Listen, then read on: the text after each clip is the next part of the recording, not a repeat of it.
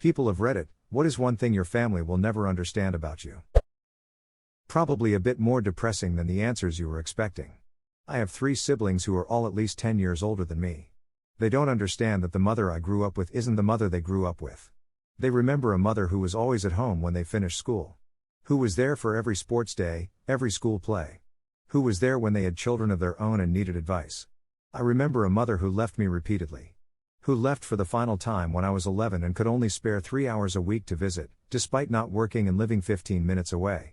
Who didn't give a shit about anything I did at school, how much I struggled being abandoned, or how difficult she made life for me and Dad by contributing absolutely nothing financially. She died years ago, and we can't ever mourn or reminisce together because I can't bear to hear them talk about this amazing woman they all miss when all I want to do is tell them how ducking selfish she was and I wouldn't have spoken to her for the past 20 years even if she was still with us. That sucks, man. Sort of went the opposite way in my family. Mom and Dad got more mellow by the time my sisters came around. They just don't grasp or understand all the ways Mom and Dad weren't there for me, for a long time, or the difference between what they expected from the oldest and only son, and what they were expected to do. Don't get me wrong, we managed to fix things between us over the last 17 years, but things still helped me get a personality disorder. Same. I have 2 younger brothers, 3 years younger and 13 years. When I grew up I experienced getting yelled at while watching my siblings do the same stuff and get coddled and supported through it. They both worked full-time, so I had to be in charge at home. I can still see it now how much more present they are with my youngest brother. How they praise his achievements and tell him how clever he is. I never had any of that growing up. I had to be the one always giving support. It has gotten better over the years, but I still can't talk about any personal issues with them.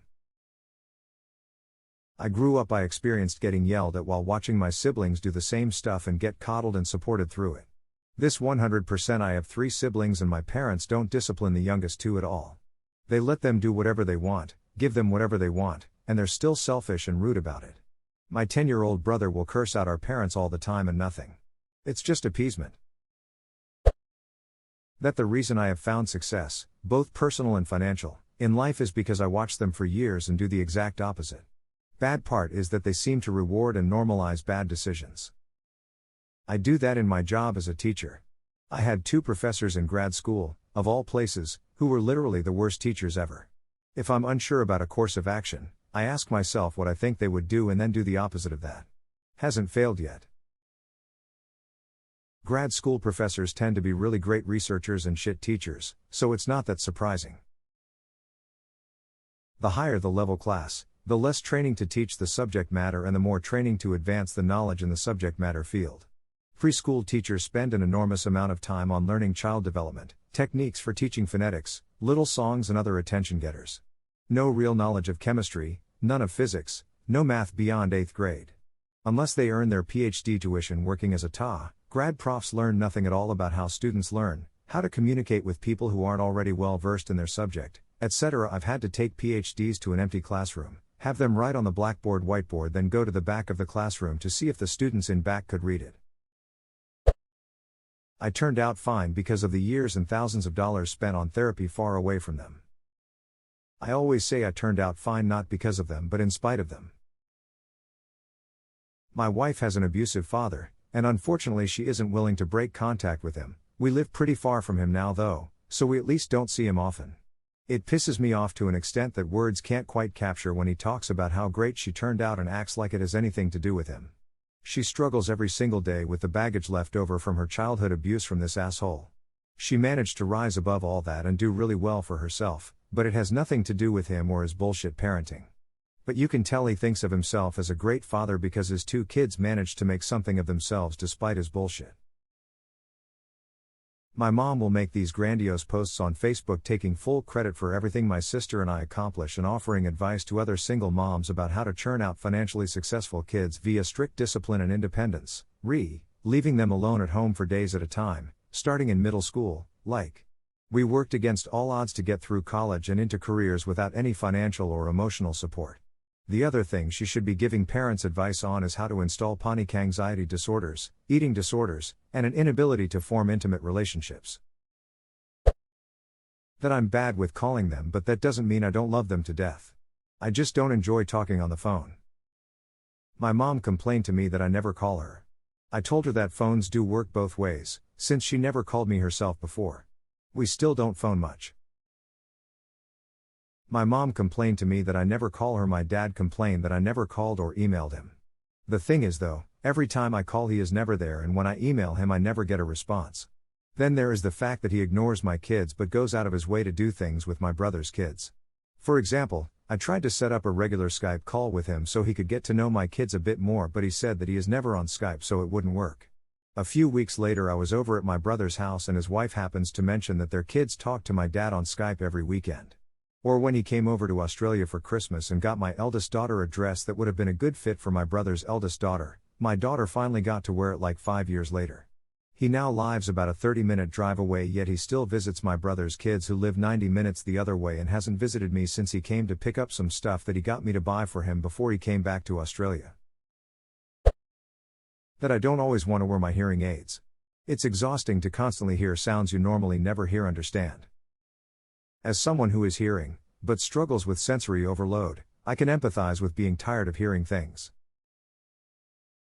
I get irrationally angry at too much noise. My mom thinks I should just relax, but you can't relax sensory overload. Yes. Repetitive noises especially drive me to the point of legitimate madness. Any beeping, tapping, humming noises that are constant or happen over and over again will actually make me cry. It makes my heart race and I get all panicky.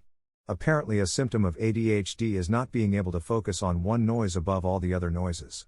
So the average person can focus on someone talking to them and kind of put all the other noises in the background. For me, however, I hear all noises equally, so if someone is talking to me while there is any background noise, I can't process what they're saying to me. I either wear noise-canceling earplugs or will put headphones in so people quit talking to me because I hate going what over and over again.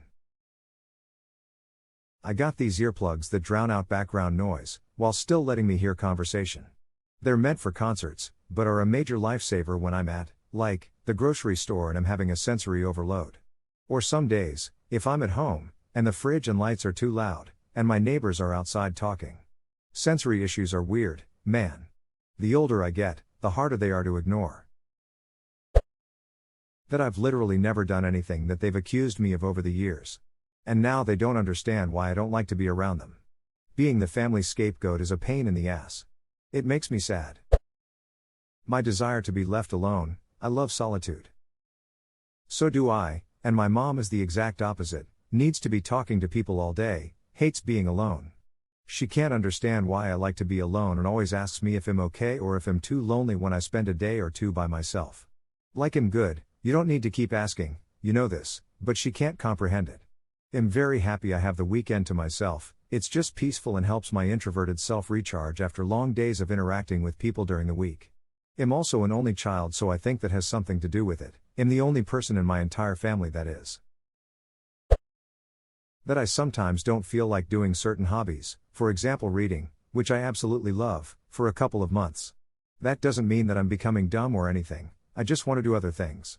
And no, I am not obsessed with video games, and I can play a lot for a couple of months, but I'll get bored and go back to my old hobbies.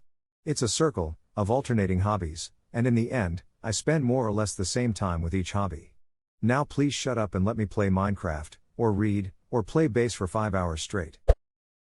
That I have young onset Parkinson's disease. They don't get that I can't write or balance things. Despite scans and specialists, they think I'm too young, 36 meters. They keep telling me to ducking breathe and it'll all be fixed. I swear if one more person tells me to fucking breathe through tremors and falls, I may tell them that they should have been a blow job.